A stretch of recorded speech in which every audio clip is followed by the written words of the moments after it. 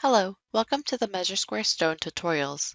In this video, we will be going over how to create products for your database as well as your project items. To begin, locate the far left column that is divided into two sections.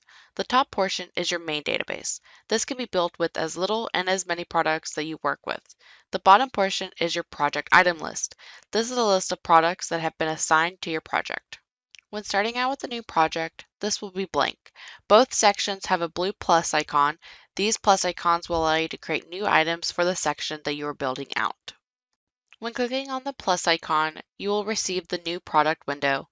Here you can put in the product name into the number SKU and select the product type.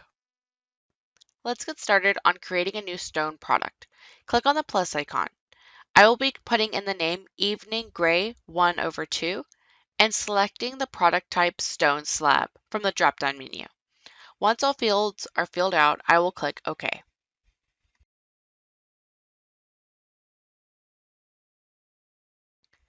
Now we are going to be in the product editing window. Here you can adjust the thickness, which I will be changing to 1/2, and you can fill out all of the information such as description, unit, and more. Moving to the bottom of the window will be the pricing section. Here you can put in your sales and cost price. I will be putting in $11.50 for the sales price and $7.50 for my cost price, and then proceed to click Save. Once we have the stone product created, we can now move to creating a labor product. If you already have the product editing window open, you do not need to close this window. Simply click on the plus icon in the top left corner to receive the new product window again. For this example, we will be putting Bullnose 3/4 as the product name and selecting labor as the type.